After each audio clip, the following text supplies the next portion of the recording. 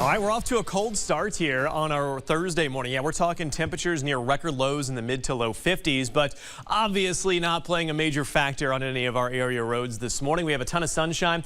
I can even see a little bit more of the top of that bench there at Centennial Bridge. The river levels here and the Quad Cities have lowered maybe about 3-4 inches. So that is a little noticeable here as we're taking a look at that traffic cam. But as you look towards the east, you can tell we don't have anything in the way of cloud cover. The sun is coming up, and if you're traveling on an eastbound roadway, visor, sunglasses, all that protection certainly going to be needed here today. Down to 57 in the Quad Cities.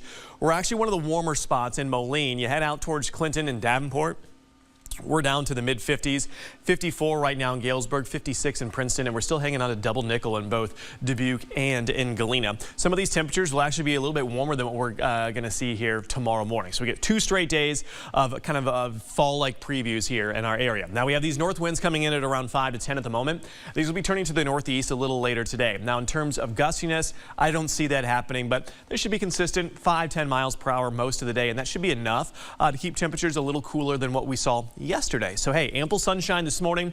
We're going to get fair weather clouds in the afternoon. You saw that yesterday where it'll be cloudy for about 5-10 minutes and then it's sunny again. Similar situation plays out today, but notice Galena only getting to about 70 degrees, maybe only 74 today in Kewaunee, 73 in Tipton. So the entire upper Midwest will be running well below normal for temperatures. In fact, on the order of about 10 degrees. Notice tomorrow morning we're in the mid to low 50s again, near record lows.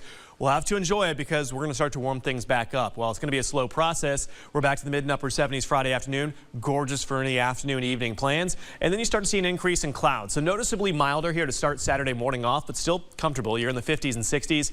You'll get to the 70s and 80s here heading into Saturday afternoon despite having a lot of cloud cover. So with no rain on the way here over the next 3 days, a lot of our river levels really starting to recede. You head out towards Bellevue. They're the first gauge that's below minor flood stage in our area. Still at moderate and major flood stage south of the Quad Cities, as Muscatine is just barely below that major flood stage line. But I think a lot of these areas likely going to remain in that moderate and major flood stage through the weekend. All that water is emptying from the Rock into the Mississippi, and then it's going to make its way down to these gauges. So that's why it's a little bit of a delay for those areas to kind of fall off. Now here's the change for us each day. While temperatures are only going to warm up a degree or two, the humidity really begins to pick back up here as we head into early next week. And the reason being, late July, early August, crops are maturing. That just adds a little extra moisture to our atmosphere.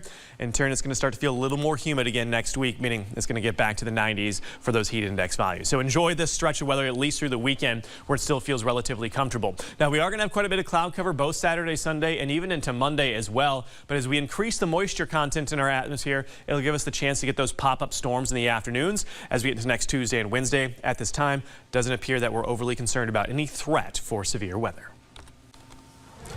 Next up, Cedar Rapids. The road to state reached an end last night and 2 teams are moving on. Last night, Central DeWitt hosted Assumption. After 2 innings, the game was tied at a run apiece, but then in the third